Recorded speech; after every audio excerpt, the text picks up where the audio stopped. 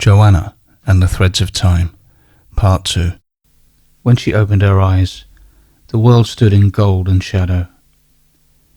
Towering columns rose around her, their surfaces carved with lines and figures that flowed like language turned into art.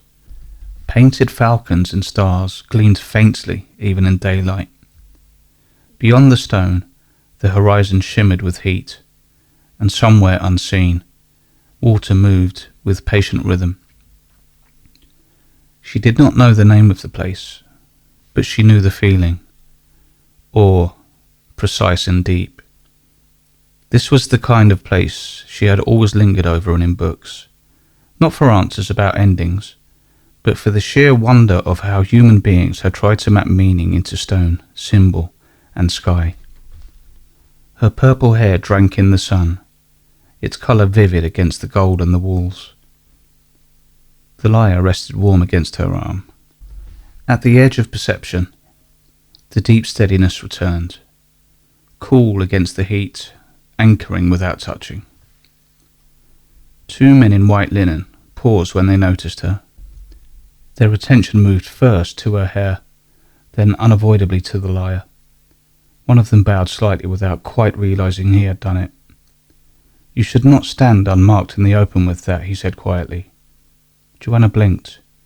"Is there a marked section I've missed?" The other man studied the instrument with open reverence. "That form is kept inside." They led her beneath the pillars into a long interior hall. Light poured through narrow openings high above, carved golden paths through the drifting incense. Paintings covered the walls, journeys across rivers of stars, offerings lifted towards constellations, figures moving between worlds with quiet certainty. And there, half faded, but unmistakable, a woman painted in profile. Her hair flowed behind her in a dark violet stream. In her hands she carried a familiar shape. Joanna stopped. Her chest tightened in that soft, disbelieving way that came with recognition she could not justify. One of the men followed her gaze. She appears in our oldest passages, not as a goddess, not as a ruler, as a traveller between breaths. "Between breaths," Joanna echoed softly. "Yes," he said, "between this world and the layer beside it." He pointed to the space above the painted instrument, where a faint ring of pigment glowed. Once violet, now only hinted. The sound was said to guide movement through unseen crossings, he added. Not by command, but by companionship. A faint coolness brushed the edge of Joanna's awareness.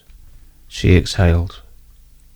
"I always liked how this culture used symbols," she said quietly, surprising herself with the honesty of it. "Not as explanations, as invitations." The man inclined his head. "That is a good way to understand it." A woman approached, older than the others, her steps measured, eyes lined in deep black. She paused when she saw Joanna, then shifted her attention, not to the girl, but to the space beside her. The blue steadiness did not retreat. "You walk with a quiet constraint," the woman said. "That is rare." Joanna swallowed. "It is helpful." The woman gazed to the lyre. "Play." Joanna hesitated only once. She plucked a string. The note lifted into the air like breath released after long holding. The incense drifted differently. The painted stars along the walls seemed to brighten, just slightly, as if remembering light. The woman nodded once. "Yes, that is still correct." "Correct," Joanna repeated. The tone, she said. "It still carries the orientation." A faint warmth spread through Joanna's palms. Not ownership, not purpose, but alignment. That night, she lay beneath an open patch of sky, watching unfamiliar constellations drift in slow procession. The lyre rested beside her. The blue steadiness lingered close, present without pressure. She breathed, In, out, deep, slow, and the stars quietly rearranged. Sleep did not arrive as falling. It arrived as drifting. Joanna felt the ground beneath her soften first, the firmness of stone loosening into buoyancy. The sense of incense and warm air thinned into cool openness. The stars above widened. Her breath led the way. In, out, deep, slow. When she opened her eyes, she stood on an arrowboat, gliding over luminous water. The river beneath her was made entirely of reflected sky, stars rippling in long silver trails with every quiet movement of the current. Above her, a second sky stretched outward, calmer and more distant, its constellations arranged with deliberate stillness. Below, motion. Above, memory. The lyre lay across her arms, its surface catching both heavens at once. At her side, the blue steadiness hovered nearer than before, not as a form, but as proximity. When she shifted her weight, the boat did not rock.